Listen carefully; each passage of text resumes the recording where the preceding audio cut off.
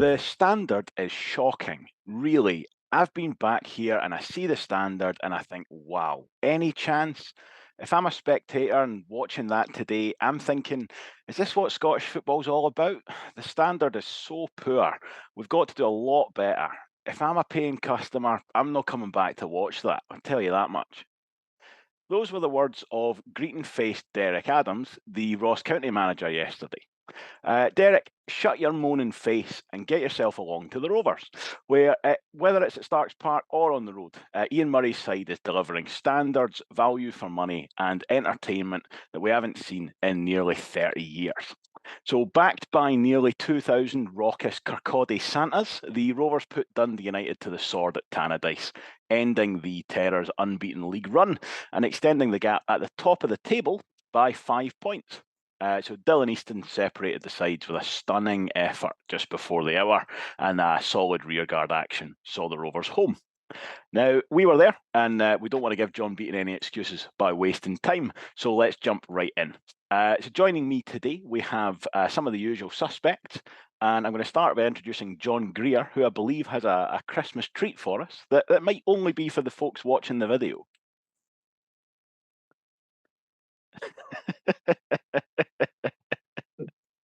This really doesn't work as a right on the page.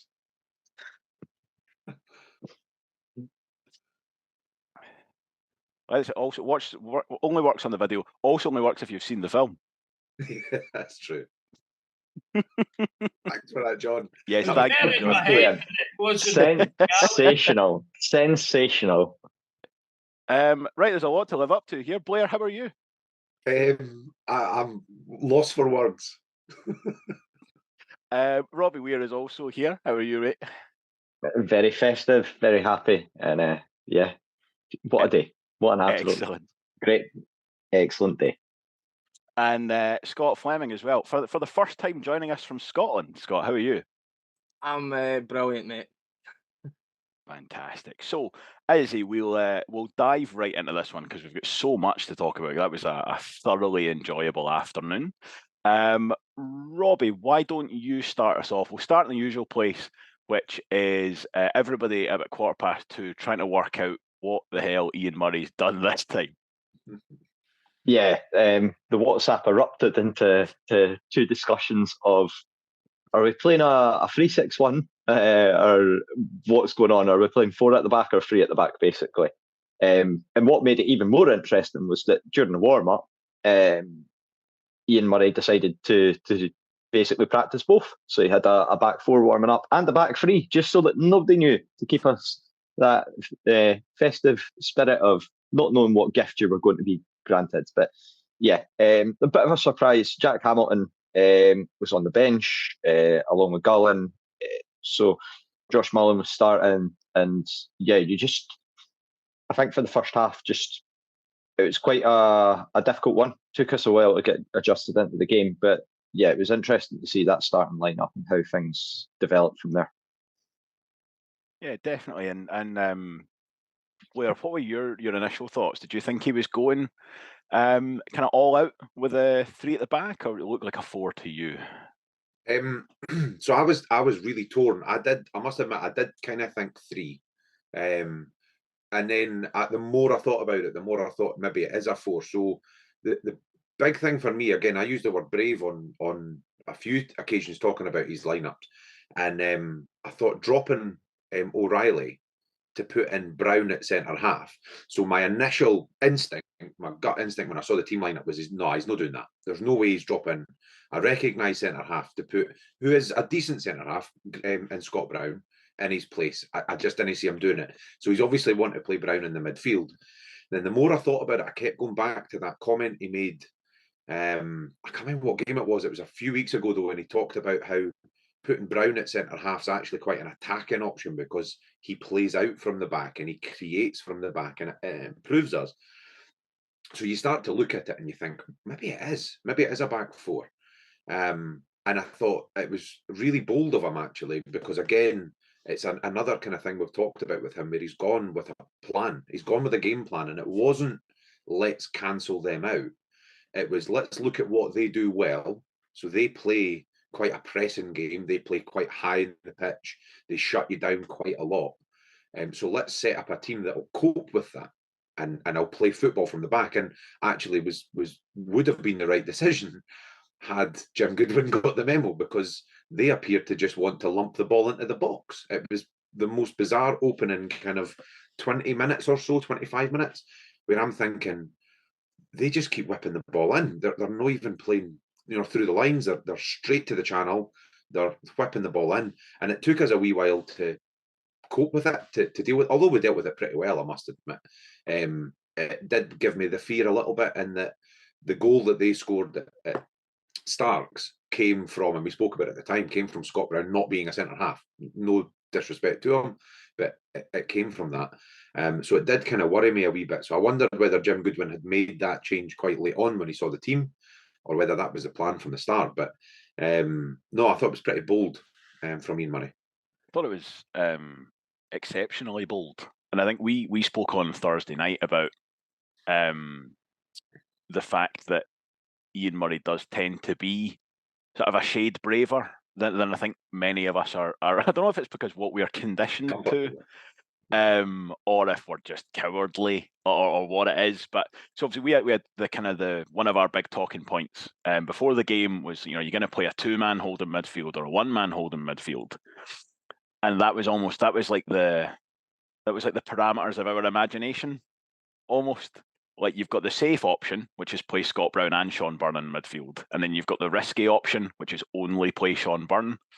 And Ian Murray went one more to the other side, which is taking out one of his central defenders, which none of us could even imagine. Which, frankly, is why none of us are football managers. But it's so worthy of kind of recognition and worthy of praise, because I think, as well as obviously just us, Egypts, talking, I also think if you just take the average Championship manager, they don't make that decision. Yeah. Like, there's very, very few managers. And going back, I take the easiest example because it's the one that we recognise best. Not a chance John McGlynn takes out one of his centre halves and plays a midfielder in a game like that. We've spoken about it before. John McGlynn's big game tactic is quite, negative's maybe not the right word, but he starts from a point of nullify the opposition and then build. Yeah, let's not lose rather than let's go and win. Yeah, exactly. It's, we've arrived with a point. Let's make sure we don't go away with anything less. Whereas Ian Murray is much more kind of swashbuckling almost. And to your point about Jim Goodwin and Dundee United, I think a big factor in it, and it would be interesting to know how much Ian Murray had sort of advanced knowledge of this, is they were missing Ross Docherty, who I think should have been back, but he picked up an injury in the week. And someone who watches a lot more Dundee United than me might correct me on this, but the feeling I get is that Ross Docherty is sort of their Sean Byrne, in as much as he's the base of their midfield.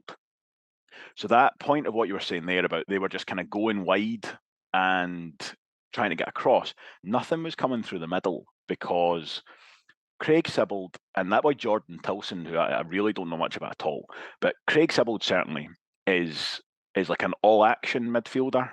Yeah. He's a guy that you want in the middle of a fight, and you could see that in the game. He snaps into tackles, he winds people up, and he moves the ball around quickly. What he doesn't do is put his foot on the ball and give you a platform.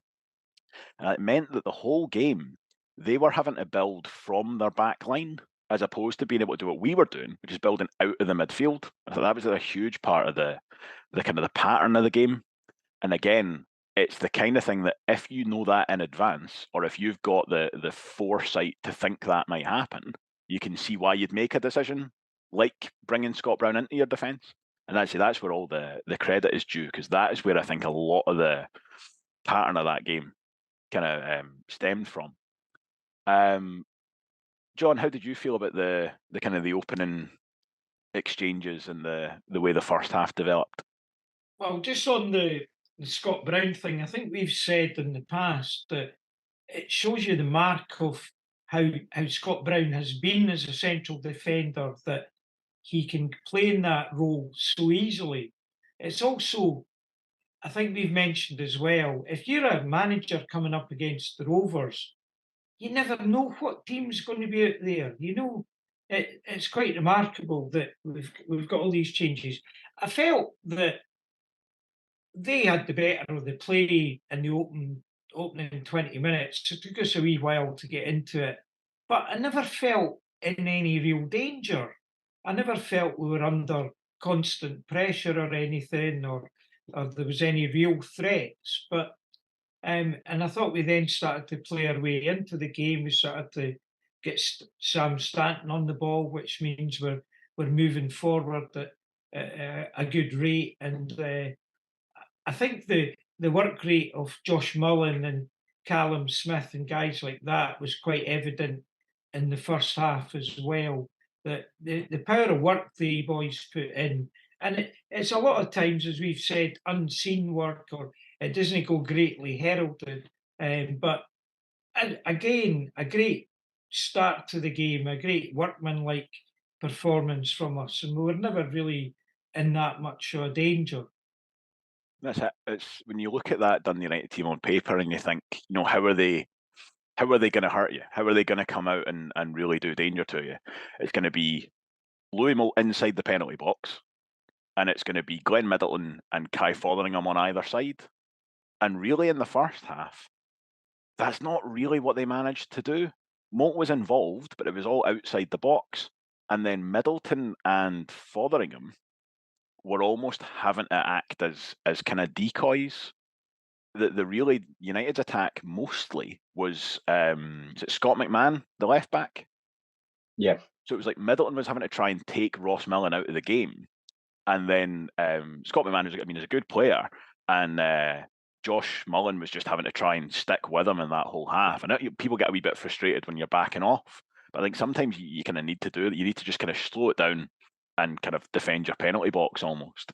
But that, again, I think is just, it's testament, as you say, John, to the work that goes into that these various angles, you think, who's going to do damage here? And you're really closing down those points. And to the point where, yeah, as you say, I think it's totally fair that Dundee United had the sort of the better of the first half. But the chances that they created were, a couple of ones that were kind of flashed by the goal and a couple of corner kicks. They weren't really being able to exert any control on the game. It was the case of kind of flooding forward when they could. How are you? You know what really stuck out for me, just to come in there? Yeah. Is that it was interesting before the match, if you read any of the chatter that was going about on their side, and a lot of their fans were saying Raith are there to be got at, they're defensively weak, they can look a bit fragile, we've not conceded nearly as many goals as them. Yesterday, our defence was rock solid. Like, they were restricted very much to chances from distance, long shots from outside the box. There was never any where you saw a player get free in the 6-yard box and you thought, oh, we've got away with one. It was all sort of half chances from long range. Goodwin calls that out in his interview. He was like, Bobrovsky made some really good saves, but they were sort of saves that you would expect keepers to make at this level. But yeah, just they just had no way of breaking us down. And I know that it's been mentioned a few times before, like they might have a stronger starting 11, but then over the piece, we've got a better squad. And I think that yesterday summed that up to a T. Yeah, I agree with you completely. I think what they've got is a very, very good starting 11, and they've got key players that they don't have replacements for. Moult, I think, is one.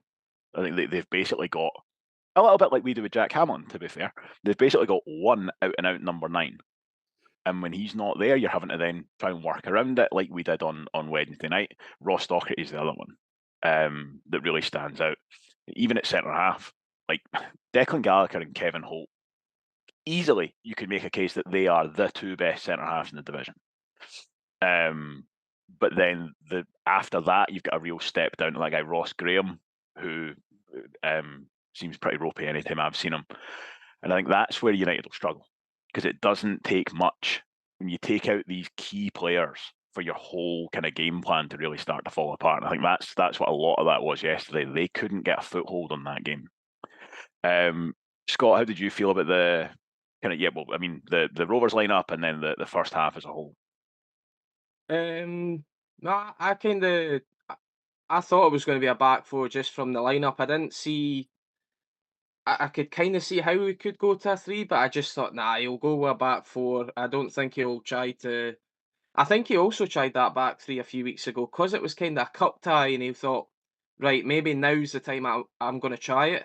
But no, I thought it was a solid team selection for us, and I thought that I was a little bit disappointed that Jack Hamilton didn't start, but then again, you don't know if he's still feeling a bit under the weather or if he's been training, and apparently he didn't even train Thursday, so like, yeah, you don't know how it's going to be with him. So I understood that, and then no, I kind of agree with most of the things that have been said. I mean, the first half, I agree that their most dangerous player was Scott McMahon down that left side, but I think from our point of view, and I don't know if Murray maybe said it because at half time because it didn't really happen as much that Josh Mullen was not closing down Scott McMahon and was just allowing cross after cross after cross, and you're going, one of these needs to be stopped because at some point somebody's going to get on the end of one.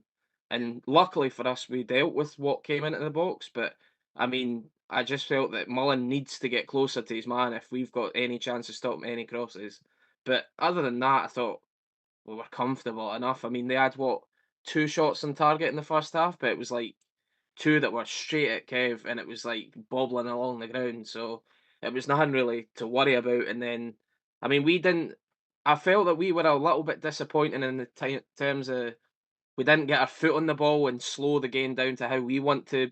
I mean, not we play slow, but in terms of Burn just controlling the game, we were a bit rash and just I think we were taking a bit of time to settle into the game, and I would say maybe by the half-hour mark, that's when we started to actually play a bit of our game and settle it down. But no, I thought first half it was pretty even, and to be fair, 0-0 was probably the correct score at half time. It wasn't a few half chances, but nothing crazy to be honest in that first half.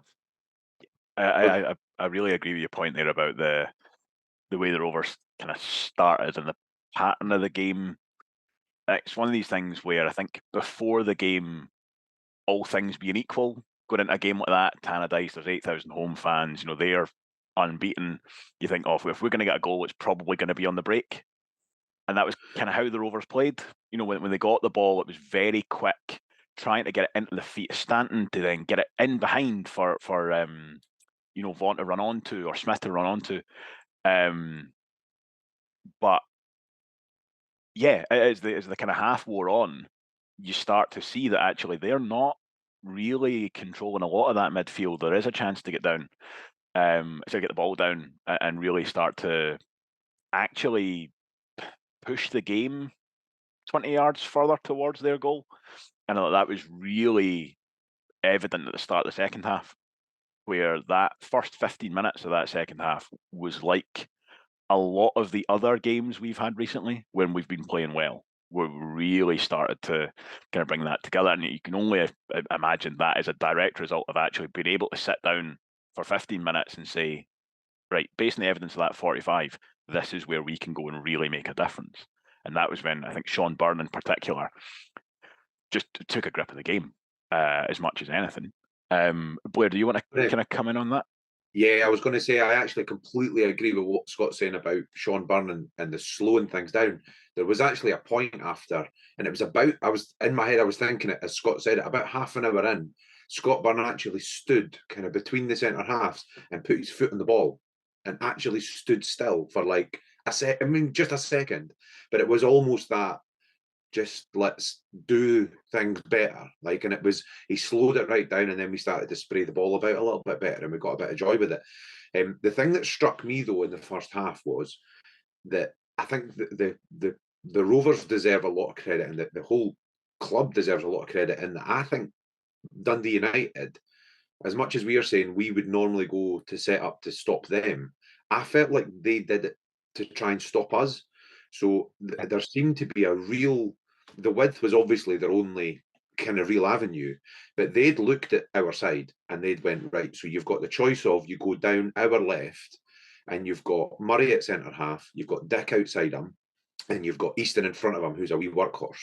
Or you go the other side and you've got Scott Brown at centre half, you've got Mullen outside him, and you've got Mullen in front of him.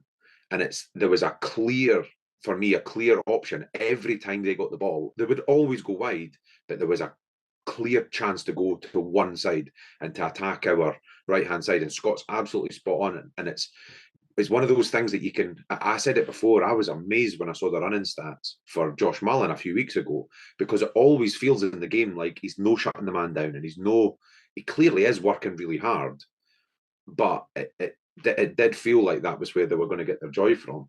And it was more a case of, as much as I wasn't massively worried or we were under a lot of pressure, it did feel like if they keep putting the ball in the box, eventually something's going to land. You know what I mean? Whether it's just a stray header or an unlucky bounce or whatever, something was going to land. So to get in at 0-0 at half time, as much as it was the right result, it felt good at that point, because it, like you say, gave them a chance to sit down and come out in the second half and change things up a bit, because it needed to change. Yeah. So in terms of the going into the second half then, Robbie, did you feel like that the Rovers kind of in the ascendancy? Did you see them coming out that strongly after the break? You certainly hope for it. I wasn't sure with it, but it's one of those ones where you just felt that we had gears to go up, and that Dundee United were really playing sort of to their sort of maximum, in the sense that, like, they had a game plan that they were sticking with, going down the wings, as Scott and Blair both said. Whereas you just felt we'd not had anything, no shots on target, and we'd not really done anything. And then within the first 5-10 minutes of that second half, you could see, right, this is going to be a different game in this second half. Let's see what they're like on the defence. Let's see how they handle when the ball's getting played into them. And you saw players like, again, Stanton, Easton, really just come alive in that second half and being able to press forward. Balls were coming into the feet.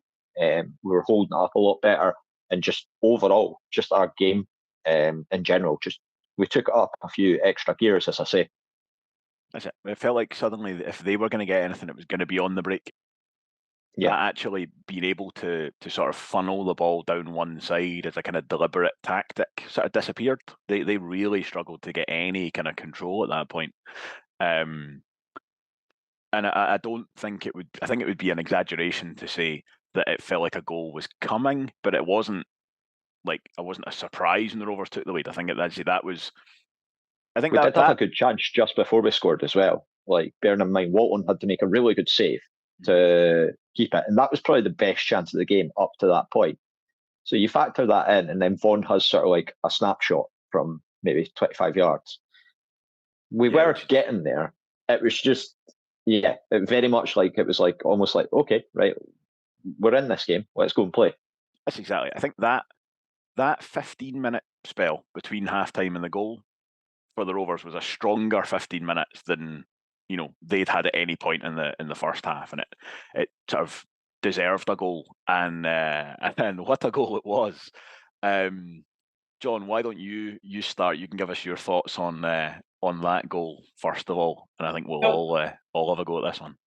Well, my thoughts on the start to the second half as well was, it was like we came out and we must have sat in there and said to ourselves, is that all they can do? Is that that's all they've been able to do against us? Another quick wee thing was, Scott Brown won the toss and we made them turn around. Now, every time we play at home and the opposition make us, there's a wee groan goes up, doesn't there? Because we think, shit, they're not going to be coming towards us in the second half. I think that was a wee crucial thing as well. But we came out the second half, we started pinging the ball about, we started playing in our passing game. The pass from Sam Stanton was just absolutely wonderful. You then get Dylan Easton picks the ball up. I know Jim Clark. I've heard Jim Clark's thing about it's Archie Gemmill against Holland, which is a slight exaggeration. And to be fair, Archie Gemmill's finish wasn't quite as good as Dylan Easton's. Archie Gemmill's was a brilliant goal, and I'll say nothing against it. But Dylan Easton's finish was a thing of beauty, wasn't it? And then it was just pandemonium. And I hear glasses were being smashed all over the place, and that isn't drinking glasses. That's glasses on Ian Lattle's face getting knocked off him and stuff. So great, it was just tremendous. A wonderful goal by the best player in the championship, someone once said. Absolutely. And it's a goal that gets better the more you watch it, and the further back the move that you watch as well. It's very, very easy to say, but I think it really typifies this Rovers side, because there's a lot of moving parts in that goal. I think it's Sean Byrne is closing down the boy in midfield, but it's Josh Mullen who takes the ball off him. Yeah. And then all of a sudden you've got yellow jerseys just herring across in different directions, and you can see the defenders just don't know where to go, and that creates that bit of space for Sam Stanton, and it's an astonishing pass. But the point, Alan Temple with his kind of Dundee United audience hat on has kind of just put a screen grab up on Twitter this morning to basically say, like, from a defensive point of view, how are you conceding from here? And it's just the point as Dylan Easton takes his first touch. He's maybe 8 yards off the byline, and there's two guys directly between him and the goal. And it is just one thing when you're looking at it and you're thinking, how are you going to be able to go on and score from there? But it's like a question of sport, eh? It's like, what happens next? Because just like how does that go from there to end up in the back of the net, I should say.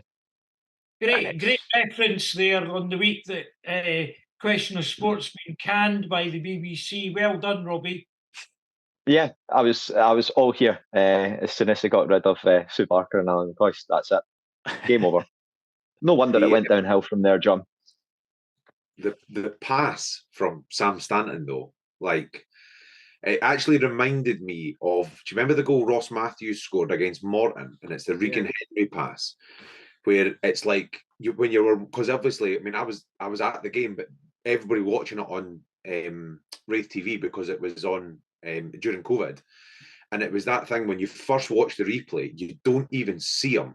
Like, Ross Matthews makes the run, and Regan Henry was the only person on the pitch that saw that movement, and it just felt so reminiscent. And when you saw Ben's video, the one that's right low down, again, you just see this little flash of yellow go across, and Sam Stanton tracks him, and nobody goes, and he just slides this sort of reverse pass into his path. The feet for Dylan Easton, and then the finish, and it was just. I just wish he would, for like, that's now 3 goals on the bounce where I've had a cup of Bovril in my hand. And the thing when the ball goes in, and it's the most unfortunate thing in the world, because you're going, oh my god, I'm going to scald someone. I was just in the bedlam in the stand behind the goals and stuff, and Big Kev, who loves the fans anyway, but celebrating right in front of us and stuff. It was absolutely magic. Blair, I think I'm going to message Ben, and we'll get Bovril Cam on the go for the next game. Honestly, it was actually, to be fair, it was Bovril and a double biscuit a couple of weeks ago, celebrating in the Partick game, still celebrating. Rather than trying not to spill in it. That's wrong at the level. Bovril in the biscuit. Rather than spotting Liam Dick's dad, it'll be going to the A&E and spotting who's been in getting third-degree burns from Bovril. Brilliant. Do you want to give us your thoughts on the goal, Robbie? Aye, just ridiculous.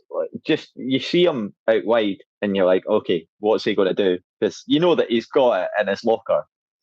But I was just genuinely gobsmacked by it. I really struggled to celebrate the goal because it was that bloody good. Just you see him cut in, and then you think, oh, he's done really well to get away there. Like, what's he going to do next? And then he hits the shot, and you're like, oh, that looks pretty decent. And then it gradually just curls in, and the closer you're like, oh my god, that's going to be incredible. Straight away, my best friend's in like Berlin at the moment, and I just text him, and I was like, Easton, goal of the season. That's just the words that I said. And then he's like, saying that he's cutting about the Brandenburg Gate, just giving it fist bumps just because he's absolutely delighted. But yeah, just incredible, absolutely incredible, and it only pushes Dylan Easton's stock up further. Just naturally, he's well known to our support in terms of what he can do. But I think now you're really seeing this. I know that we spoke about it before being the best player in the championship, but it's genuinely carrying across to other supports and other people now who are sort of asking the question, saying, "Is it time to see this guy in the top flight?" Which no, it's not. It's time for him to see in the top flight in 6 months when we get promoted. It's irrefutable evidence at this point. Willie Miller on the radio after the game said that Dylan Easton had beaten 3 men, and I'm going to take issue with that. I think it's 4. Yeah, I'd say it's 4. There's 2 initially. He then shimmies past a third. By the time he takes the shot, a fourth responder is on the scene and can still do absolutely nothing about it. You got to chuck the goalie in for 5 as well. I don't know. I'm not convinced the goalie was ever close enough to the wall to be considered part of that, to be fair. Scott, round us off with the thoughts on this goal. We'll probably do a second round on the goal before we finish, but if you could come in on that, please.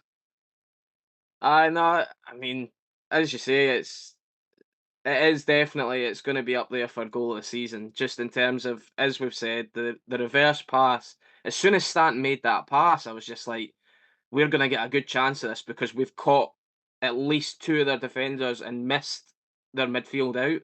And so they're all like scampering back to make sure that they're back in position. And then I kind of thought the same when they had the 2 guys that were like right in front of him. I thought, he'll need to try and find somebody at the back post here. Otherwise, it's going to come to nothing. And we'll need to come either back the way or go back down the line or something. But then he sits one of them down, then goes and does that whole, looks like he's moving, but he's no with his feet. And he just keeps going round and round. And then, yeah, I think they kept thinking he's going to chop back on his right foot. I don't think they ever thought he was hitting that with his left. Like, the way that they just kept showing him, I just thought, well, they're not shutting down his left foot. And then he just, goes and fires it in the they called it the top peg, but I'm not sure it was. It was close at the bottom, but it doesn't matter. It went in, and it was, I mean, my dad, after I was sitting next to my dad, and after obviously everyone's that, I must say also that is the loudest Dylan Easton chant I think I've ever heard. That was mental how loud that was. Like 1,900 just going for it. It was great. But I must say that also my dad was like, I thought you were about to take off there. He was and then I was worried because my dad was sat next to this old 80-year-old woman. I was just worried at some point if we score, I'll fear for her. But honestly, it was Scott brilliant. bodying old women. It was brilliant. It is like Blair, you said on Thursday night that like that last minute winner at Arbroath, like it was the first one that had been the terracing, which was like a nice kind of change. It's a better setting for like kind of running about daft when a last minute winner goes in. That shed is perfect for a day like yesterday. Like you could transplant everything else about that and put it somewhere like a Livingston or whatever, and it's not the same. It's that the way the roofs kind of, even the away stands I was looking at, the home stands at Tannadice, they're all kind of like Starks where the roof is kind of pitched upwards slightly so the noise just escapes, whereas the sheds kind of the roof's pitched back down. So especially when you're in there, as you say, Scott, the noise is incredible, and you could just tell every single, 1,898 folk in that stand, and every single one of them was singing as after that goal went in. Which must be, I'll tell you what, that must be an incredible feeling as an individual to be Dylan Easton. That must be some feeling. As we were walking in, I was just going to say, just talking about the Dylan Easton chant, as we were walking into the ground, there was 2 wee boys coming down singing the Dylan Easton song, and it was Dylan Easton's kids, which I just think is the sweetest thing in the world, walking down Tannadice Road singing about their dad. Did you not see the wee footage on Facebook last week with Dylan Easton lying on a couch with his daughter on his knee, and his daughter singing it to him? It was wonderful. It was one of these stories, so it's gone off. It's gone off Facebook now, but it was absolutely beautiful. Tears rolling down my face. Tannadice is, I think you picked up on it there, Duncan, but Tannadice is one of those grounds, one of those old-fashioned kind of Scottish grounds where you go in, you go through the clunky turnstile on the way in, and you go up and you walk behind the stand. And it always surprises me when you walk in how close you are to the pitch. Because I'm so used to coming in now in these sort of bigger stands or whatever, and you're just that bit further away, but you come kind of out the door and into the stand, and you're like, oh my God, the pitch is right there. And actually, 4 sides, you're right on top of the pitch. And like you say, the roof's on top of you, the noise. I mean, 10,000 folk at a championship game is wild. I mean, I think there was what, 60,000 or something at Celtic Park yesterday, but then 10,000 people at Tannadice is the second highest attendance in Scotland. It was a great atmosphere. The boos from them were glorious. But the noise, just the atmosphere throughout the whole thing. And I know there's been a wee bit of kind of negativity this morning on socials about folks standing up. But I get that from the point of view, there are people who kind of struggle to stand or whatever. But it was just such a nice atmosphere in the place yesterday. Everybody was kind of talking to each other and happy and laughing and joking with each other and stuff. And the singing throughout the game. And I thought the young team actually, again, did a really good job down the front of just keeping that going. And even whoever it was that chucked the scarf at Big Kev at the final whistle, like, just it's brilliant. I can't wait till the next time Christina's on, just to ask kind of for her thoughts on that. Because obviously she said herself, like, she's only been going to football for just a few years now. She's not really been to away games. That's an away game. Like, that's, and they don't come around too often, but that is the kind of thing that when you talk, it's like putting on a £5 accumulator and coming back with 16 grand. Like, I don't know why she should just stop away games at this point, because her record's completely unblemished. It's absolutely amazing. You go to the Pars, scud them 3-0, and then you go to Dundee United and see that. Like, yeah, that was when she said she was going to. She'd been to East End Park. She's going back to East End Park. She was going to Tannadice yesterday. She's like, oh, and I'm also going to go to Livingston. It's like a real drop off there. Like, that's a real, like, it's not like this every week kind of tail off there. Sorry, John, in you come. Duncan, yeah, even the pictures outside the ground, everybody queued up with their Santa Claus hats on, the blue Santa Claus. They're absolutely wonderful. You know, the amount of people. There was actually a Dundee United, female Dundee United supporter after the game. We came round the back of the stand and were walking down there. And she was standing, filming on her phone, all the Rovers buses going away, because she's never seen anything like that at Tannadice in years, she said. You know, so it was tremendous, the amount of folk that were there. And great. Just really quickly on that point, John, there was something beautiful. We were on a bus. So, as I've said before, Stevie Gray runs our bus and we leave the Weavers. So the Rovers paid for the bus and stuff. So it was one of the 12, but we're the only one that didn't leave from Starch Park. So we come along the Galton and come along past the up to the Red House roundabout. And as we get there, there's 2 buses have just passed and the rest of them are coming down the sort of A92. So we joined the convoy and see going across the Tay Bridge. They were pretty, I mean, I wish somebody had the foresight to get a photo, because they were pretty much just lined up, because it's single file traffic. Across the Forth Bridge was buses, pretty much end to end. I don't remember, I mean, John, you'll know better than me, but I don't ever remember us doing this for a league game. Taking that kind of support for a league game. That was a home support last season. Effectively, a home support last season. Everyone goes up to Dundee if we win. Yeah, absolutely. That's the last time we were in League One, that's 50% on top of some of our home supporters. Oh, aye. You know, I always think of our kind of core support. You know, like if things are going terribly, the kind of mug punters like us probably who will still turn up is about 1,300.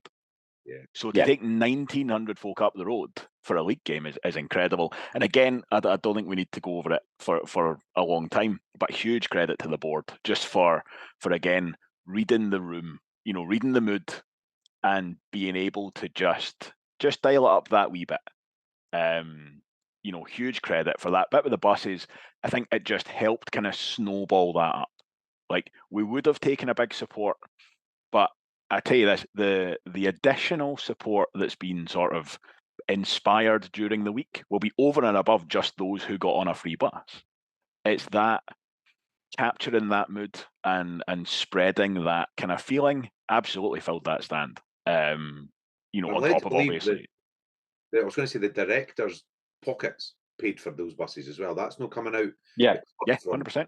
Yeah. what's been Yeah. said. But see, even the Santa hats, like that seems like a nothing thing.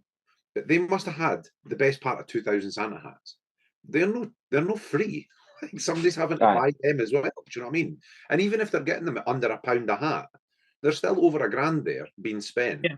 on just getting us all to wear a Santa hat, which seems like nothing. But like John says, it was actually quite funny. It was like the invasion of the Smurfs going up that road. Aye. Like, it was great.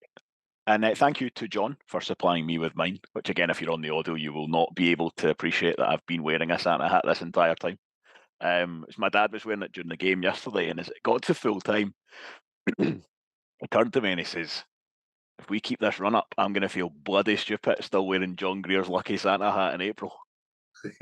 Can I just say, talking about being lucky, I was on a phone call coming round the bypass yesterday, and I almost forgot to come off at my lucky junction, and I apologised to the three cars that all tooted their horns at me as I slammed on the brakes and tried to get in, but I managed it. Just as well. I think you take the luck and you take the omens that you get.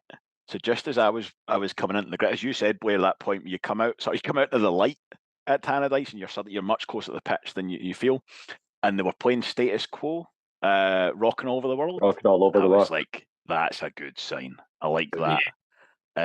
Arsenal. Used to only hearing it after the Rovers have won a game, hearing it 10 minutes before kick-off was a nice wee like, oh aye, I'll take that. That's a good omen.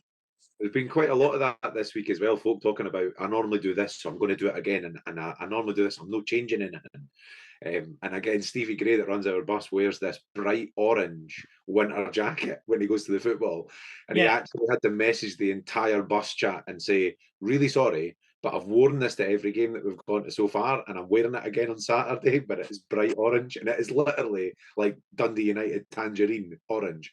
And he's rocking down the road wearing this big orange coat and a blue Santa hat. Brilliant. Brilliant. That's right. I'd forgotten until you just said it there. We were coming up the road, coming up the Kingsway in Dundee, and a boy in a bright orange jacket kind of ran across the dual carriageway, but in like the wrong direction, running away from Tannadice. It's like, does he know something that we don't? And listen, maybe he did. Maybe he did. Aye, because he certainly wouldn't have enjoyed his afternoon if he was going the other way. Right, listen, we're only an hour into this game, so the Rovers have just gone 1-0 up with that incredible goal. So half an hour to go at Tannadice, they're undefeated. You'd probably expect a bit of a kind of an artillery shelling over that half hour, but that's not really what kind of transpired. So, Scott, do you want to give us your thoughts on kind of, really that sort of last half hour and how that developed and how you felt about it as it went through? Aye, obviously after we scored, I think they made a double sub maybe a couple of minutes after it. Mhm. I think they were obviously thinking about making a sub because you seen likes Cujo and Watt out warming up, so I think they knew, right, even if it was 0-0, we need to change something anyway. And I was a little bit surprised with who they brought off because I thought that Fotheringham was having a decent game, but not like anything special. But I thought, with what he's been doing for them this season, he might be that spark that they still need to use. Yeah. I actually thought it might be Middleton.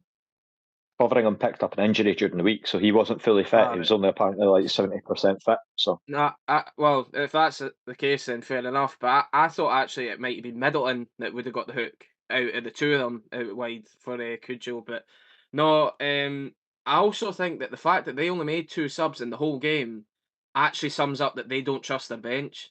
Mhm. Like they're losing at home, chuck somebody else on, but they've got guys that are clearly not good enough to be playing, which also sums up the fact that yesterday you looked at both benches and going, I couldn't tell you the last time that we've played Dundee United and gone, we've got such a better bench than they do. Like it was crazy how much quality we had on compared to them. They had obviously likes of Cujo and Watt, but after that you're going either guys you've barely heard of or young guys, and obviously the young guys they might become good players, you never know, but with what we had on the bench, you're going, if this goes to 70, 80 minutes at 0-0 or we're 1-0 up, we've got so much to come on still. But in terms of the game, I thought they ran out of ideas very quickly. Like Gallagher and Holt were kind of passing it about, going, right, we need movement, we need movement. Nothing was happening.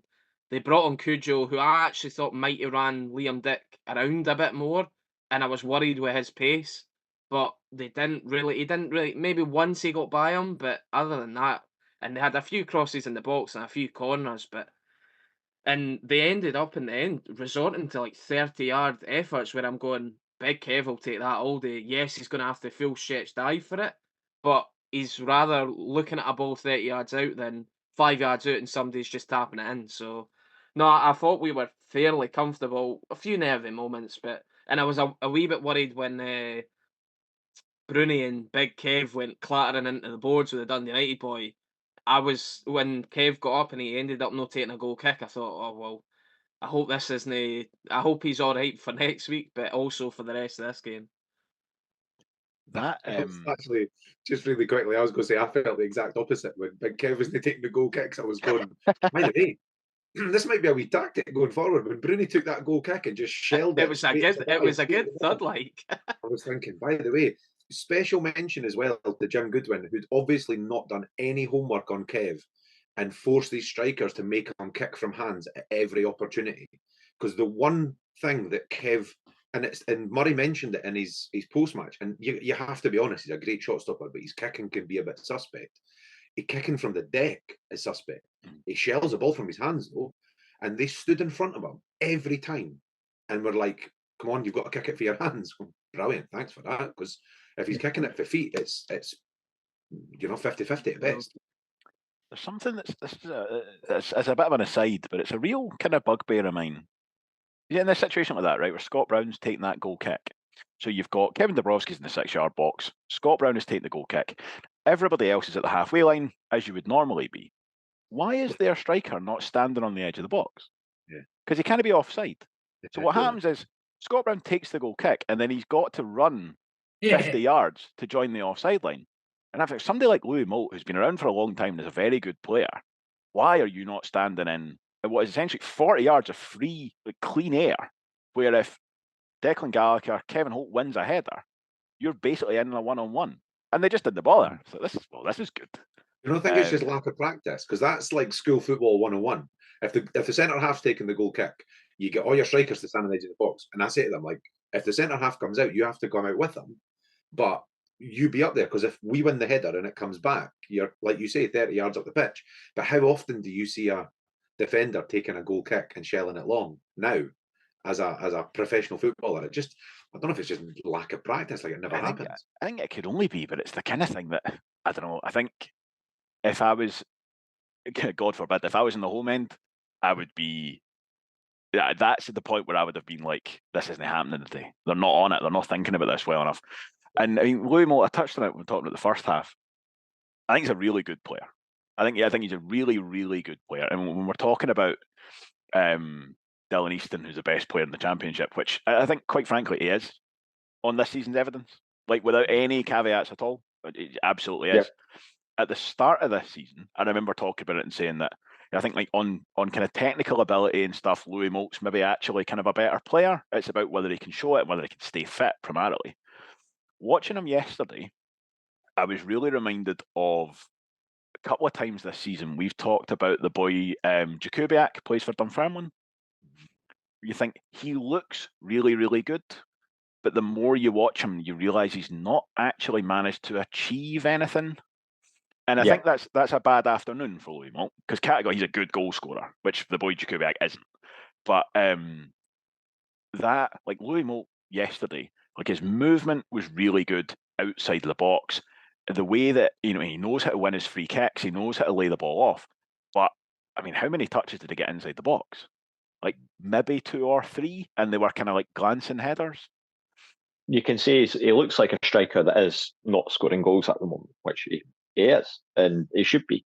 But at the same time, that's the situation that he's in. So yeah, not our problem to worry about for now. So Could you imagine him in Rovers? Can I say one thing about Louis Moult as well yesterday? He did Ross Millen's job for him because there was an extra ball on the pitch and he went to kick it off and the idiot couldn't even kick it off. It was funny. It was funny. And then obviously you've got your Ross Millen tackle, which was just absolutely glorious, wasn't it? I celebrated that more than the goal because I was so shocked by the goal and just it was right in front of me, that tackle. And you see him, it was like we talk about that Marvin Andrews one on Stephen Bell in the playoffs all those years ago. It was very similar to that, and you saw Ross Milne picking up speed and he starts hurtling, basically, comes in, last man, gets the ball away. And then he just turns around and straight away he's just screaming at our fans, celebrating it. And I'm screaming right back because it's just so good. And it made it even better that someone had found that photo online where it's just perfectly timed, where he's sliding in, getting that ball clear right as Moult's about to shoot, eyes on goal. And you're just thinking, that is sensational, just brilliant. That, again, is one of these ones that if you're in the other end and you're like, we're going to get one chance, we've got that striker who's by reputation, should be better than this division. He's going to get his one chance, and that's it. When he comes inside Scott Brown, and as soon as Ross Millen's in there, you're absolutely, everybody celebrated that like a goal. And the only thing that would have made that better is if it was at the other end and he was celebrating into their fans. It's literally the only thing that would have made that just that little bit more Ross Millen. If Ross Millen gets booked for over celebrating a tackle, I think at that point we might need to start shackling him. It's getting out of hand. Talking about bookings, I'm going to take us back to the first half just because we went past this. Louis Moult caught Scott Brown in the face with an elbow, and then 30 seconds later, Louis Vaughan. I've not seen that back, but it didn't look like he was going with his hand or whatever. I mean, it looked like it could very well have been a foul. Like he was kind of jumping into his man. He didn't win the wall. I could not believe that he booked him for that.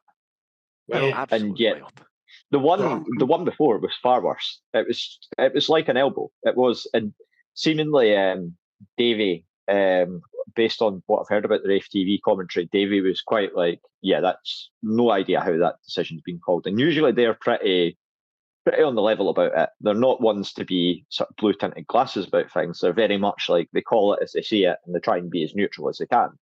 So, like I say, I've not seen that back, but at the time, I just thought it seems quite straightforward to me that if you've seen it and you've given a foul for a player catching another player in the face with his arm, that's a yellow card. Like it was moving at pace. It looked dangerous. I'm going to come in with a slightly unpopular opinion. So, I didn't think Brother Beaton had a terrible game yesterday. I've got to be honest. I didn't either. No, over the piece, I thought he did okay. So for me, the difference between those two, and it's something I spoke about with the O'Reilly penalty at Dunfermline versus the one he didn't get at Inverness, Vaughan turns and faces Gallagher, then turns back, then jumps. And to me, even if you don't mean it, that makes you look guilty as hell because you've literally turned and seen him. Whereas Moult has eyes on the ball the entire time. And I'm only talking, again, I haven't watched it back, so I'm only talking from live. So I could be talking nonsense. But at the time, I felt he had his eyes on the ball the whole time. And he's done that thing where they're scrambling about and he's caught him in the face. And for me, that kind of point in the game, I didn't think it was a booking. And I could be completely wrong, but live, I thought, free kick, get on with it. I thought Vaughan was maybe a bit unfortunate, but probably a bit more self-inflicted.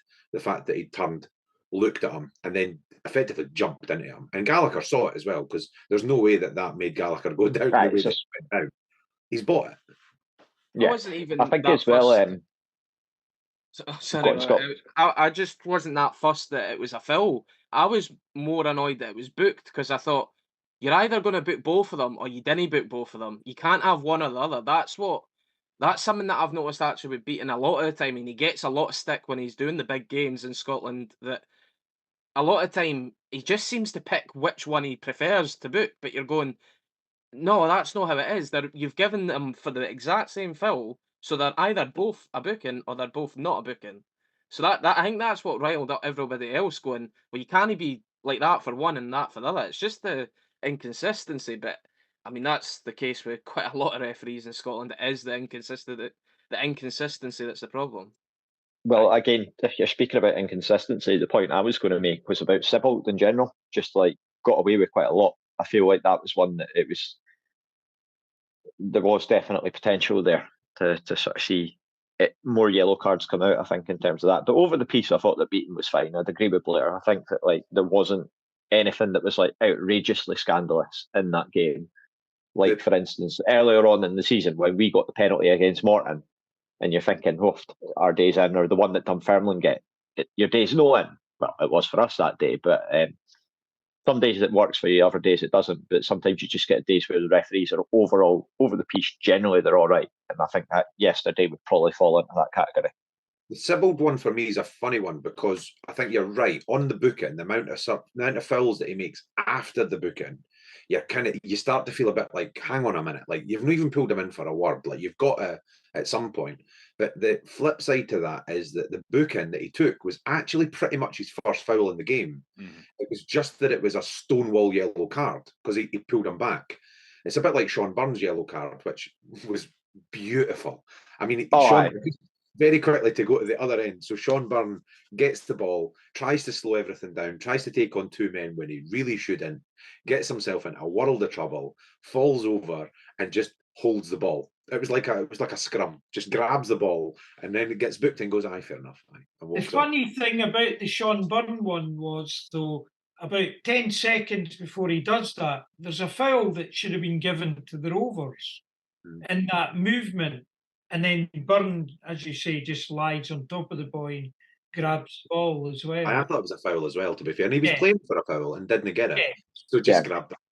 Aye. I think it's having the awareness there that he's like, am I getting this foul? No, I'm like, there's no mind to complain about it. He's like, all right, cool, fine. And just grabs the ball. I'm taking my ball and I'm taking my booking.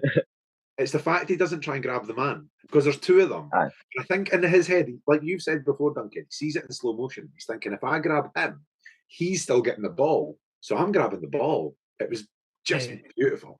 Yeah, he's such a clever player. And I suspect we'll talk about it a bit more when we get on to the man of the match. Certainly I will.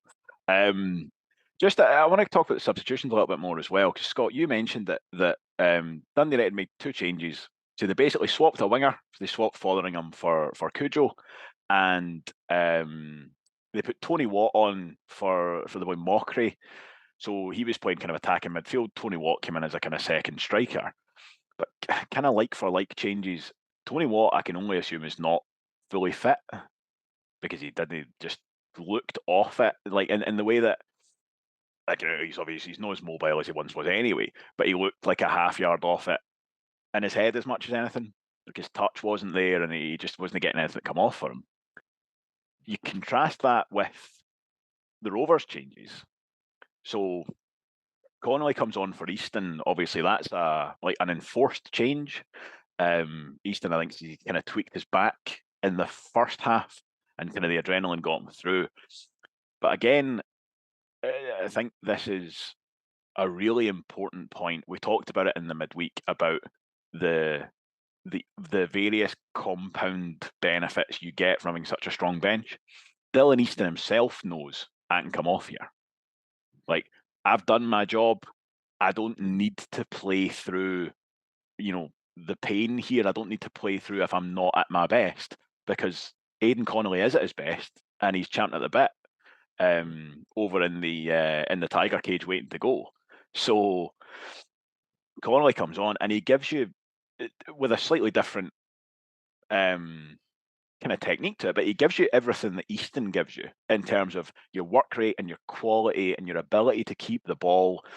And then 5 minutes after that, Jack Hamilton comes on for Callum Smith, and I thought he was absolutely brilliant, and he was just what we needed at that point, because he's so good at what he does. And again, we talked about, if you're on the other side and you're seeing these guys coming off the bench, if you're Kevin Holt and Declan Gallagher, as that game goes into kind of 20 minutes to go, you're kind of settling into, right, what's my job for the last 20 minutes of this game? It's going to be recycling possession. It's going to be picking the ball up off of long clearances for that defence. One of us will knock it to the other one because we'll win a header off of Callum Smith or off of Lewis Vaughan. So if I'm Declan Gallagher, I'll win the header. Kevin Holt can go 10 yards further at the park to pick it up, and we'll recycle again. And we'll just have this endless pressure, and we'll actually not have to do a lot of defending. And then you see Jack Hamilton coming on, and all of a sudden, that just kicks the whole game 15 yards down the park. Because now Declan Gallagher's thinking, I've only got a 50-50 chance of winning these headers. So now Kevin Holt, instead of being able to be 10 yards further at the park, has to go 10 yards back in case he doesn't win it. And you just get this repeat pattern that comes in where the game is just moving away from Dundee United. And Jack Hamilton's just doing so well. And not even like, is he taking the ball to the corner and all that kind of stuff. It's just the inability of Dundee United to settle into a pattern that they want.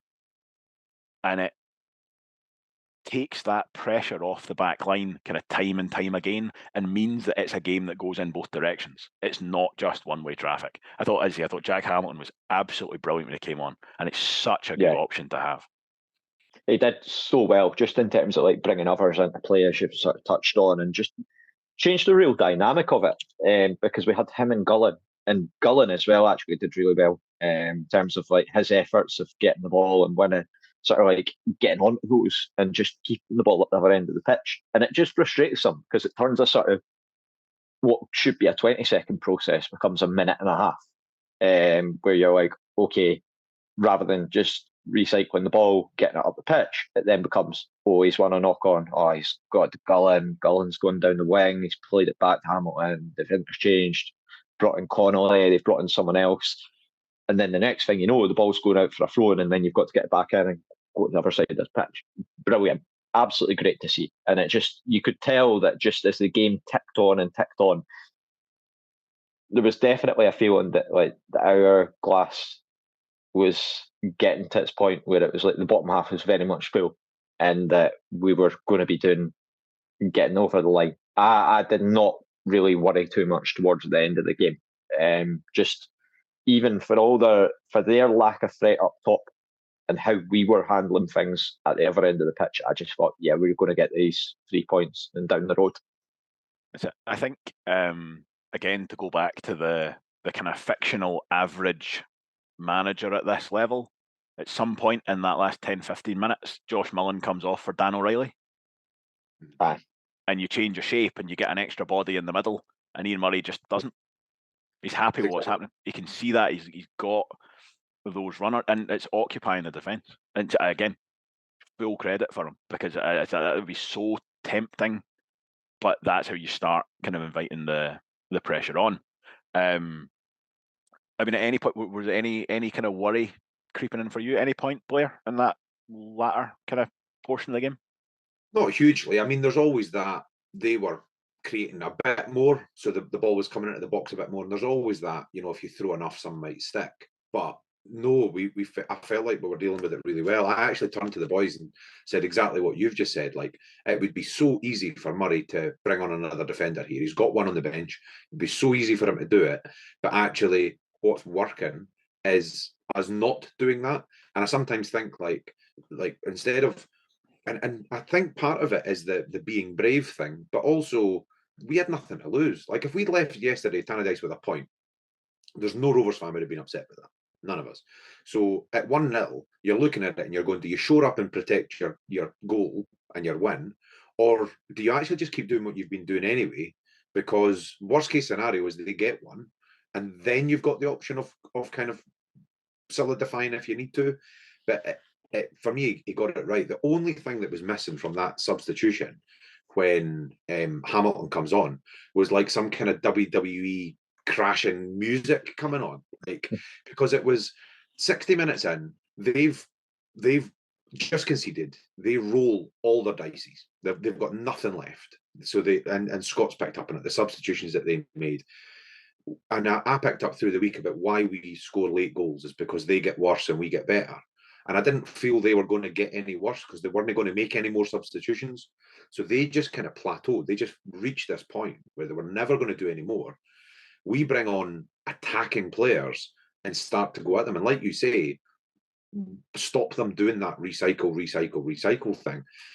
Hamilton was amazing yesterday. And to only have him for 20 minutes was probably the only thing that you could wish was different about that game. Because I kind of now look at it and go, wow, how would it have been if he'd been playing for 90 minutes? You know, like, would we have actually been a bit more comfortable than what we were? I thought the substitutions all the way through from Murray, as they have been all season, were brilliant. It was funny as well, listening to Scott Brown's interview after the game, and because he did one with Kenny McIntyre.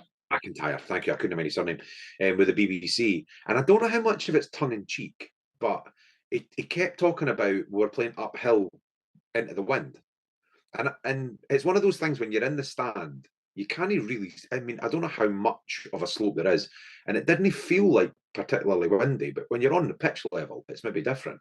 But it was like first half, they made this conscious decision, as John had mentioned earlier, to swap ends for a reason, though. And I don't think it was about shooting into the fans. It seemed to be this kind of uphill with the wind thing. See the first half out and then go at them in the second half. But yeah, after 60 minutes, they were cooked. They had nothing left. You're always going to get some chances in a game like that. But, I mean, like Scott, you said, Kev Dabrowski basically had 2 saves to make, both kind of very similar efforts from sort of 20, 25 yards. And he gets down well to them. And as we know he always does, he gets down to it and he gets it away, which is a really kind of underrated kind of feature, I think, from a goalkeeper. But yeah, not a lot more than that.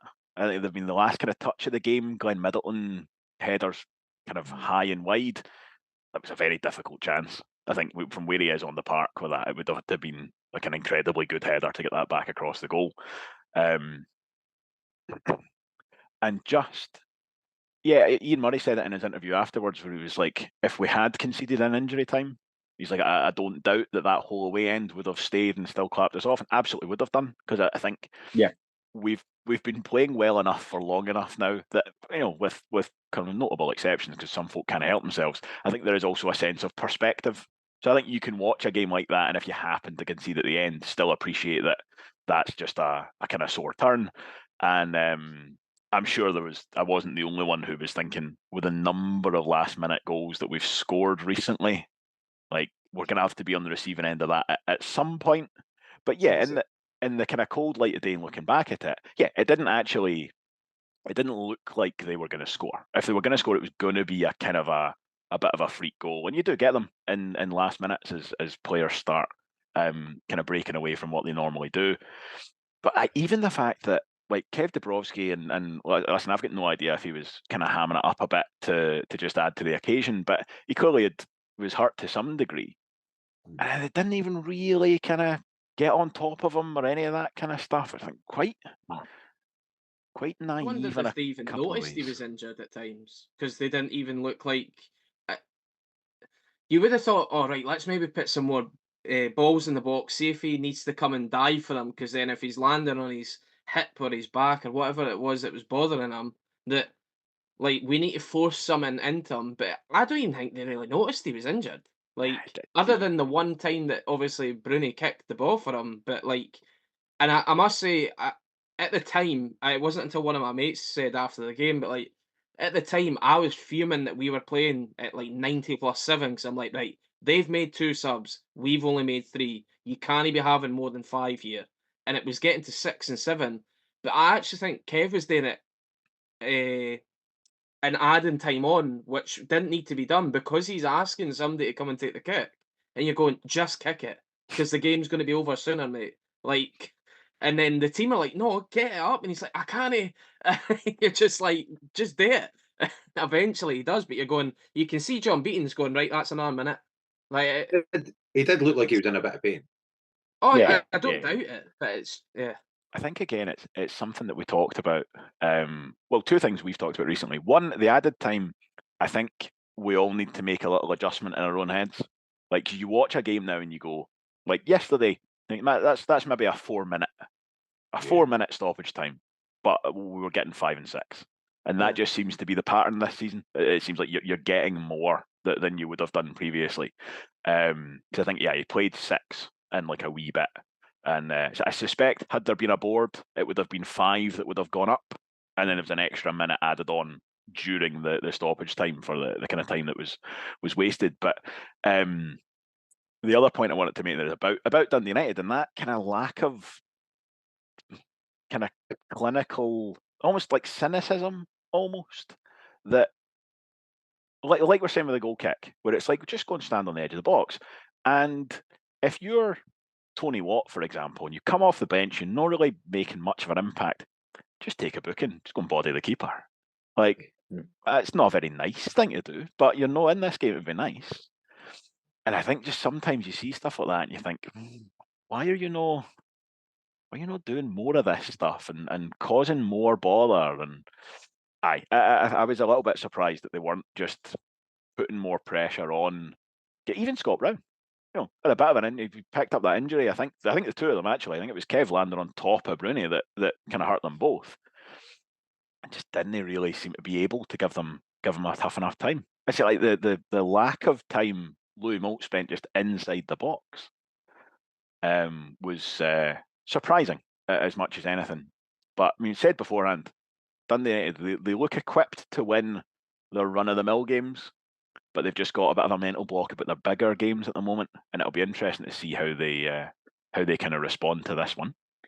I just hope that they lose a degree of their they've had almost like this degree of invincibility when they're playing other teams in this league, and I think that we've shown that, like, obviously we've got more depth than like every other team in this league, but like you hope that other teams will maybe sort of go in there with a bit of sort of fearlessness now and sort of say, yeah, they are there to be got at. Let's put them under a bit of pressure. So yeah, fingers crossed. I was going to say as well, there's a lot being made about the late goals that we score, and how the game goes on. But and I don't know who it is, and a part of me kind of hopes it's Christina secretly. But there's this Raith Stats Twitter account that's popped up, and it was actually something Stephen Lauder had put up, and they've responded to it. And I must admit, I hadn't even noticed. So we've talked about when we concede goals. So we've conceded 15 goals between 45 minutes and 74 minutes. And out with that period of time, we've only conceded 3 goals, and none of them have come after it. So we've conceded goals in the first 10 minutes. We've got one in the first 10 minutes, one between 10 and 20, and one between 30 and 39. But there's nothing post 80. The whole season, we have not conceded a goal past the 80th minute. That's mental. Like, even if you take out the fact that we keep scoring in that period of time, which is also mental, but it speaks to the same kind of thing. Like, and it's exactly what you picked up on, Duncan, that we're not inviting pressure on, we're not sitting back. To be fair, we're usually chasing the game at that point, but we are literally going to the opposition and not conceding. I can't ever remember. I mean, I'd be amazed if there's another team in the country outside the Ugly Sisters that aren't conceding goals that late in games. Yeah, absolutely. I think you're bang on that. It speaks directly against this sort of your luck will run out narrative. Yeah. Which again, if you do it twice, then you could argue your luck's going to run out. But there's every aspect of it, every angle you look at it from, it's been repeated and looks to be not literally. You're not going to go the whole season without ever conceding in the last 10 minutes, but there's a big enough body of evidence now to say that is a feature of how the Rovers play the game, and there's no reason why that can't be sustainable over the kind of longer term, because it's been a fairly long term. I was going to say another beautiful piece of social media yesterday as well at the final whistle. That video, that again, I love the fact it's been made through the week. They've got it ready to go, and it's pinging up all the tweets about, and then even just the Dundee United 0, lucky Raith Rovers 1. kind of walking out the ground, and I saw it, and it flashed up, and the signal in the ground was pretty crap, so it kind of flashed up, and then I lost it. I go, did that say lucky? Have we called ourselves lucky? Went in and had a look, and then the ping, ping, ping of all the tweets, and then the music and just beautiful, like glorious. Right, listen, we've still to do man of the match. And I'm looking forward to kind of that discussion. Anything else anyone wants to throw in about the kind of the body of the game before we do that?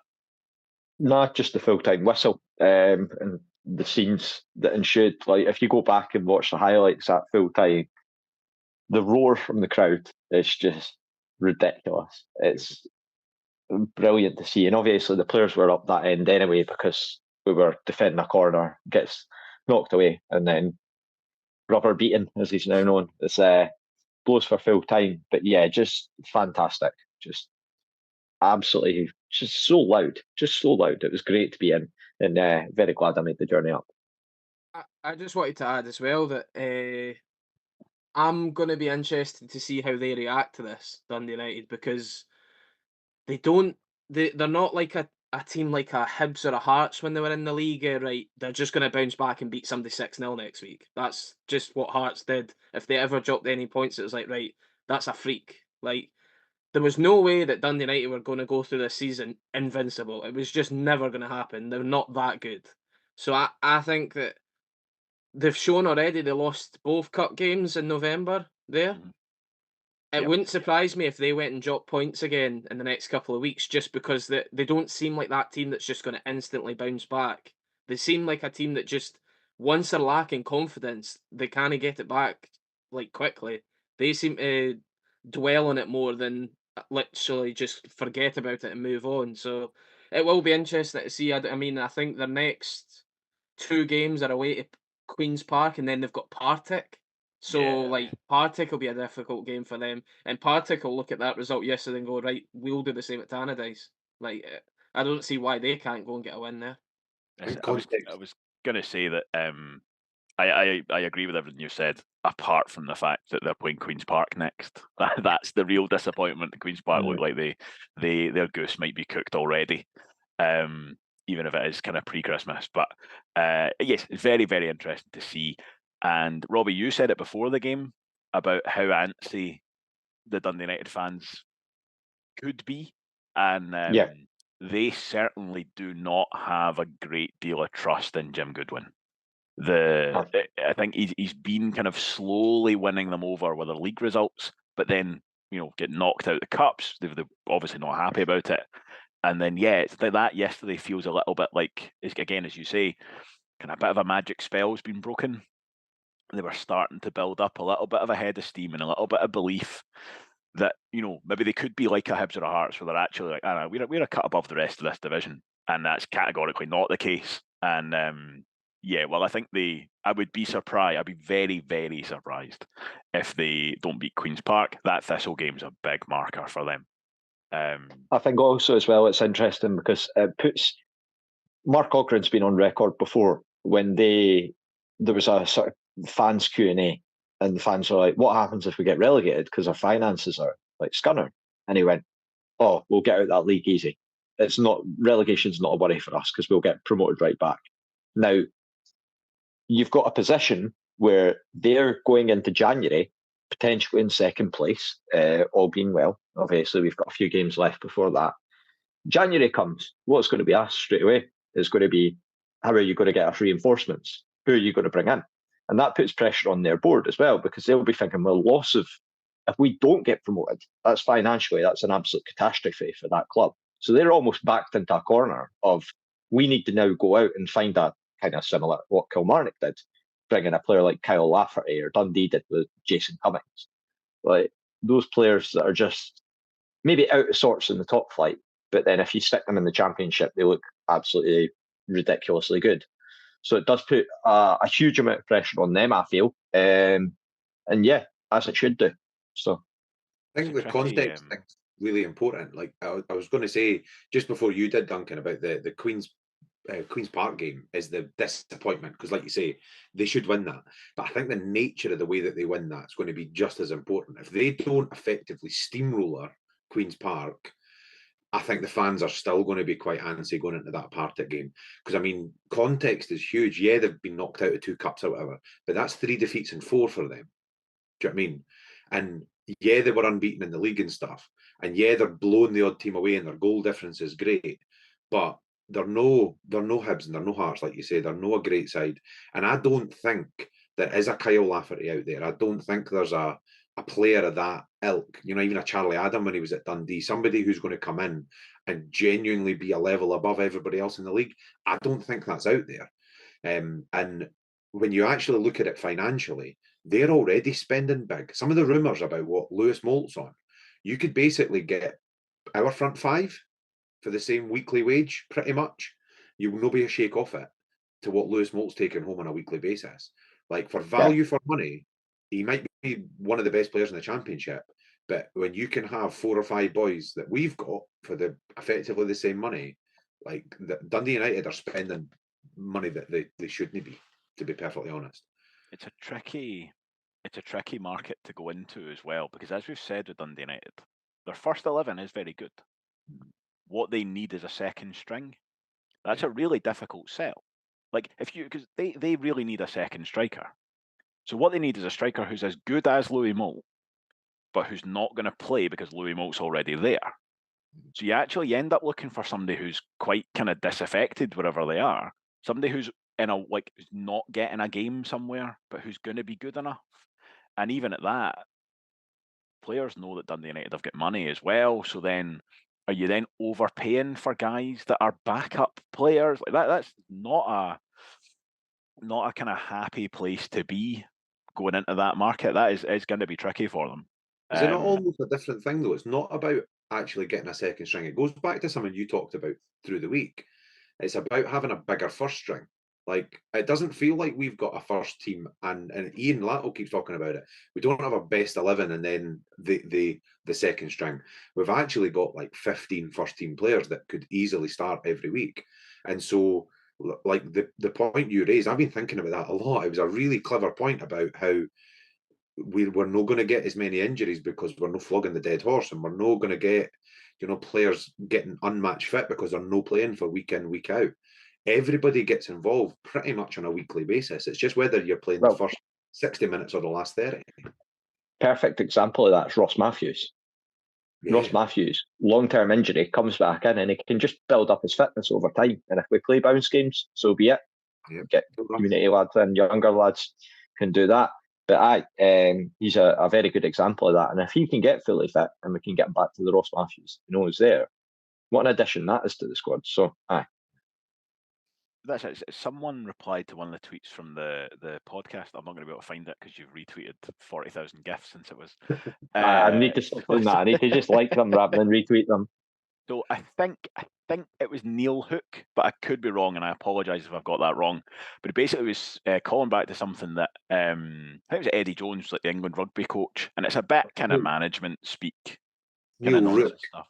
Neil Rook, is it? Yeah. Right, excellent. I knew I was going to get that wrong.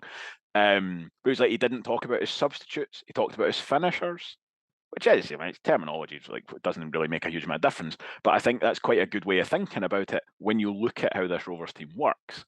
It's not a case of like, oh, we're going to replace that guy because he's tired, or we're a goal down, so we're going to put this guy on. It's very much an active part of the plan from the beginning. That, as you say, these other guys who are just as much a part of the first strategy. It's not just 11 guys and then the other guys who aren't good enough, which is categorically a position we've been in before, where you've got guys on the bench who are cheap and are plentiful, and we've just kind of managed to get them in from wherever. It is very much a case of it's a first team unit and they're all contributing whether they start or not. And that's very much the case. That it's not the case with Dundee United. At the moment, they have their first string, and then they've got other guys who are having to come in and try and get up to speed. So it will be interesting, absolutely, to see how they respond to this in terms of their results and how they respond in January, because they're certainly going to have more potential scope to make changes than any other team in the division. Right, let's get into man of the match then. So I've kind of shown my hand already. I am going all in on Sean Byrne as my man of the match for yesterday. Again, really just from that point, sort of the half-hour point on, where you could see the Rovers start to really exert control on the game that hadn't really been in control either. I don't think it was the case that Dundee United controlled it and then we took it off them. I think it was a very open game that the Rovers then started to control, and I thought that was entirely predicated on Sean Byrne's influence in the middle of the park, and that the way that he just slows everything down. And you see it the way sometimes he just, like, he'll get the ball and it'll be like a forward player coming back to take it off him, and he just steps away, like just steps behind them and shifts away. And it must be so frustrating to play against, because he moves at half speed sometimes and you still can't get anywhere near him. And I just thought that he lets everybody else do what they do best, including Sam Stanton, who was also absolutely excellent. But it must be so reassuring being Sam Stanton and knowing that Sean Byrne is there and that you can focus on looking forward, because he's just there beside you doing all that hard work that otherwise you would also have to do. So actually, I'm going straight in on Sean Byrne. Anybody want to join me on the Sean Byrne train first of all? Yep, Blair, right in you come. Could not agree more. And actually, I have nothing to add. I think you've absolutely smashed it. He was brilliant yesterday. I right, think Robbie? it could have been any of them. But yeah, I'd agree with Byrne as well. Yeah, just think he was fantastic. And just funny the way that the world works, that you get a Dundee player in on loan, and he's back loving his football based on all accounts. He's just, I was reading on Pine Bovril that they've apparently got an overabundance at Dens Park of central midfielders, about 5 players in front of him, which is great news for us. So long may it continue. We are more than happy to be the recipients of Sean Byrne's tremendous midfield performances, if that's the case. I think the point you made about Sam Stanton is right as well. As good as Sam Stanton was yesterday, and he was brilliant, he's brilliant because Sean Byrne is there. It's like everything we do, it just feels like everything's because of Sean Byrne. Just so good. It's a platform that he gives you. And that almost sounds dismissive, because he does so much by it, but it gives you a basis to work from. And that's what I don't think Dundee United had yesterday. Yeah. Their midfield was all about bringing the ball through their midfield, so their basis was their defence, whereas Sean Byrne meant we were starting from the halfway line, essentially.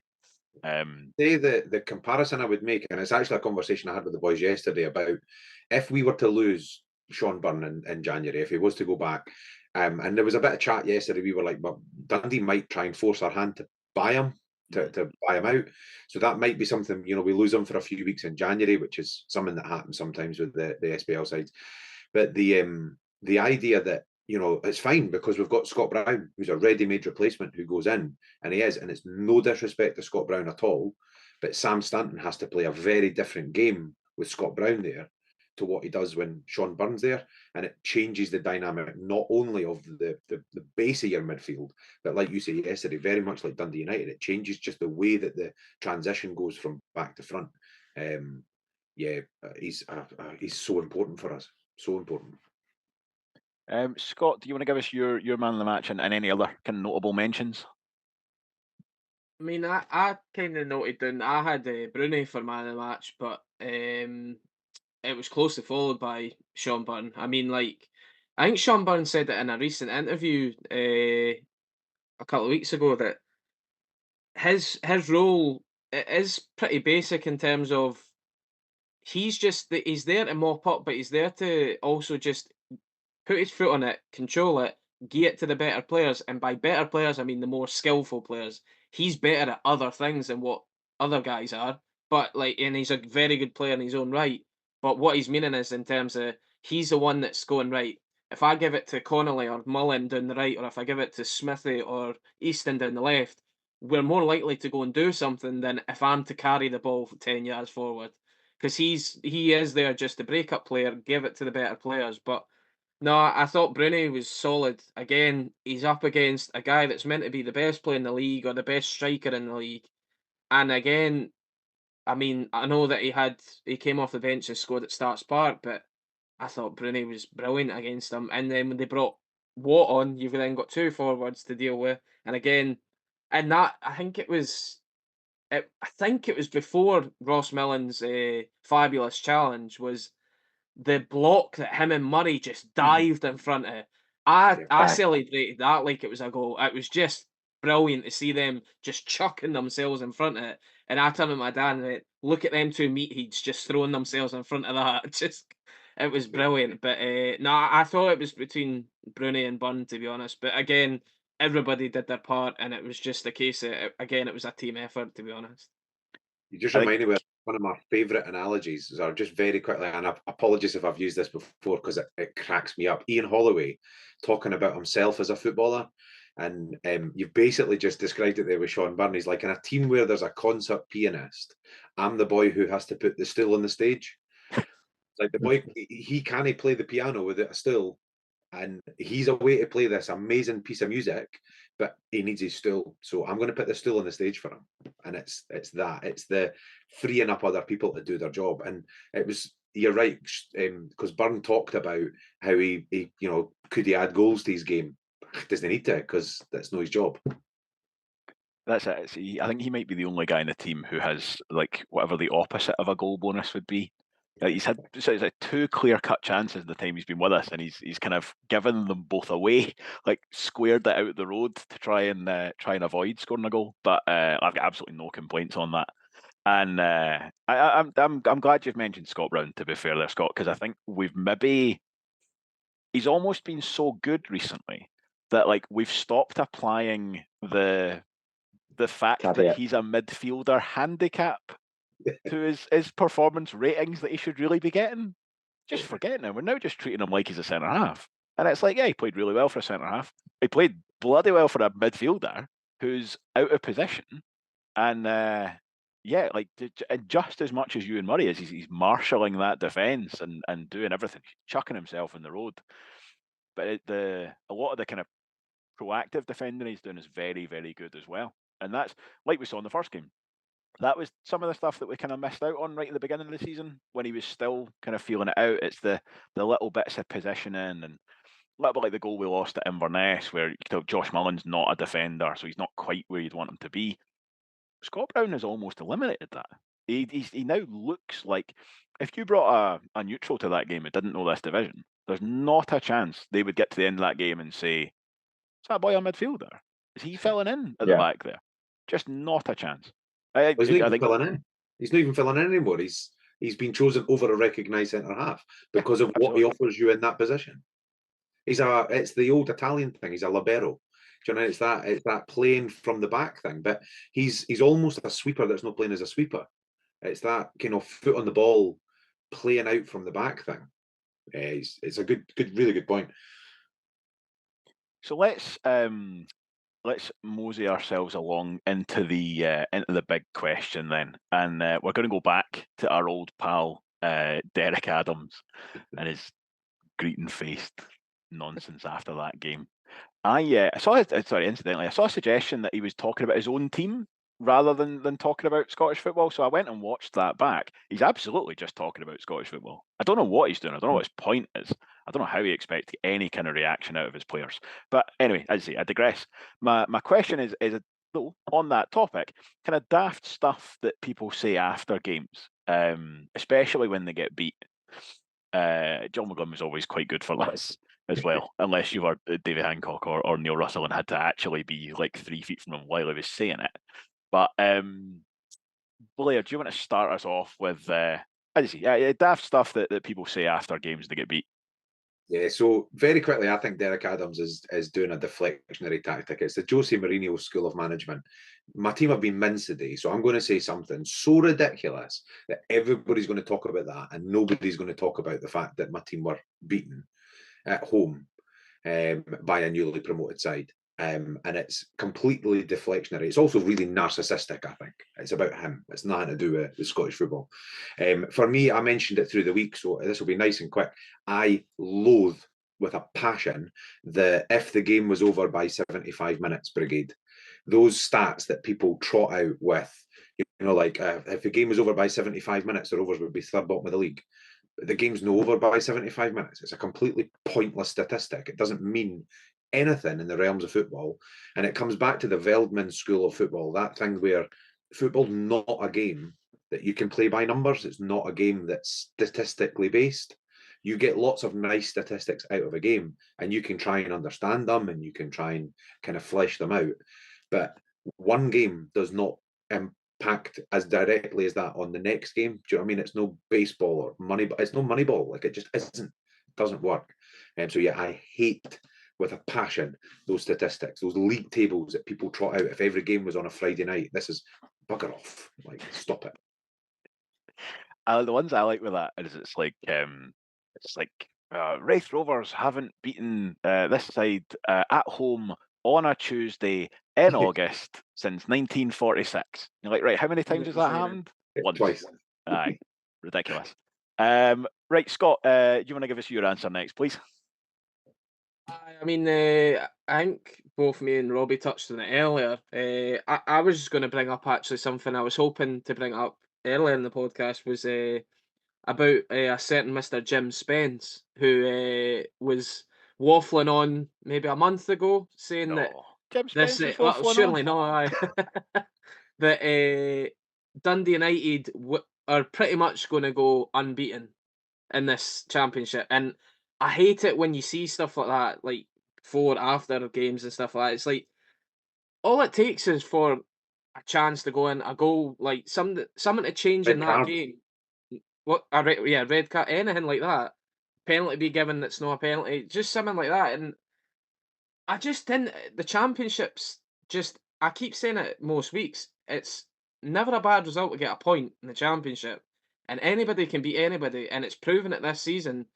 I would say that there is definitely a gulf between the top three and the rest, but if the top three aren't on their game, they'll still get beat. Like, it's, you still have to be playing well, and the fact that, like, he came out and said that, I was just like, one, it's probably for views, but two, like, it's also, it's just so, like, against what the championship is in terms of the fact that anybody can beat anybody. I just found it, I just couldn't believe it. I don't know how anybody. It's not like it's a Hearts that have came down. Dundee United were in the championship for 3 years last time. How they thought it was just going to be a walk in the park. And Robbie said about Mark Ogren saying that, oh, we'll just get out of it. It's fine. Were you here last time? It was just, or have you seen what happened last time? It's no, and they had Shankland last time, who was known as a goal scorer. Malt's not as much of a goal scorer, so I just found that pretty baffling, to be honest. Aye, that's it. He's a haver. Right, I'll give you mine very quickly because mine is just, you see it all the time. And to be fair, it's a bold manager who would come out and say this. You see it typically with kind of supporters. Just any game where the team gets beat and they're like, oh, two shite teams. Like, just two bad teams and one of them's won. And it's just such a refusal to actually engage with anything that's happened at any point in the previous 90 minutes. Like, there's always, I mean, it kind of goes to Derek Adams' point as well. There's always kind of points of quality and stuff in this division. You will get poor sides, obviously, and occasionally you get ones like a Brecon side who are really, really poor. But this division, and I think it is specific to this, I think this is the best division in the country. But I mean, to your point there, Scott, like, a point is never a bad result. You look at some of the results, like, with a notable exception, the Rovers, like, a 3-game winning run is a phenomenal run. Like, I mean, we saw, conquering hero Duncan Ferguson got a manager of the month, and then lost 3 of his next 4, including, I mean, getting beat by Arbroath. Like, a lot of these, like, Arbroath even went a good run, and then ended up having to sack Dick Campbell. But still, I mean, I think they beat Partick Thistle 3-0 a couple of months ago. Like, it is absolutely true that anybody can beat anybody, and I just think it's such a such a it's like an anti-opinion to watch Lazy. a game at this level. Exactly, that's exactly it's laziness. Just to go, just two bad teams. Like, there's a lot of good stuff going on in this division, and not just from the top two. Feeds into my one, which would be probably currently the lucky one. I just feel like it's just an easy out for fans to sort of say. So I'd be interested to see if we've moved up from 8th place in the table, if you subtract all our 85th plus minute winners, and if we've managed to get out of that danger zone after yesterday, where we won comfortably with a goal in the middle of the half. So yeah, that would be mine. I was going to say as well, see before we move on too far from it, if anybody's got 10 minutes to spare today, not even 10 minutes, I think it's only 5.5, 6 minutes, and you want a giggle, Duncan Ferguson's interview after yesterday's game is truly glorious. A man who doesn't look like he understands where he is or what's happened. So he's just been beaten by Arbroath at home, and he smiles the whole way through the interview. This really unnerving smile that he has, and he just keeps saying the same thing as he always does. He says the same thing over and over again. And this week it was, the boys tried really hard. The boys tried really hard. But I mean, every answer, I'm just going to say that the boys tried really hard. They did. They tried really hard. And actually, do you know what? I don't know if you've seen it. The other thing he said, and it jumped out to me when he said the phrase, staying in the division. A manager who's just come into a side who should be top half of that table. I mean, even Murray said it, like, that's not a fair reflection of where they should be at with that squad. And he used the phrase staying in the division. I'm like, wow, that's a bold thing to be saying in December. He does. I know exactly what you mean, about the way that he smiles in interviews. Unnerving. It's like he's watched one YouTube video that was titled something like, "How to adapt if people find you too aggressive." And it's like, make eye contact and smile. And just the entire, I'm sorry, this is going to be of no benefit to the audio listeners, but he's just like this. I thought we played really well.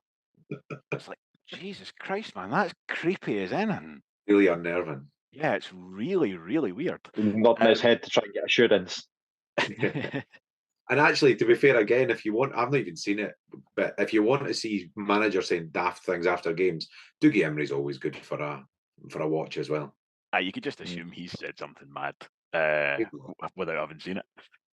Well, Gareth.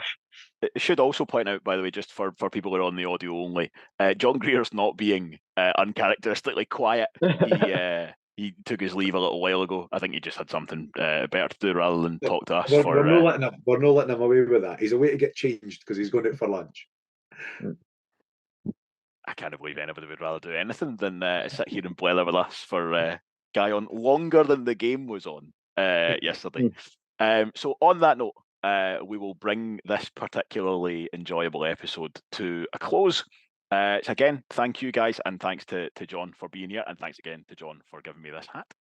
I hope everybody is in their lucky hats on Friday night, where we have Ayr United, but we will be back presumably Thursday night to preview that one, as we always do. Thank you for listening. Thank you for watching. Thank you again to everybody at the football club. This has been an incredibly fun season up to this point, and I cannot wait for it to continue. And listen, I think if we've learned anything in the last few weeks, if you are ever on the fence about whether or not to jump the car or jump the bus and go and watch this Rovers side, absolutely take that chance, because they are they're paying it back in huge amounts at the moment. I think you kind of you earn your karma a lot of the time with the football, and it feels to me like at the moment this is like the last 10 years almost. We're starting to get it back. Whether you're at the games, you're watching the games, even if you're just, you happen to spend some of your time hammering your thoughts into pie and bovril like a lunatic, this is when you're getting that time back. And it's been incredibly fun. I can't wait for it to continue. And we will be back later in the week. Thank you very much.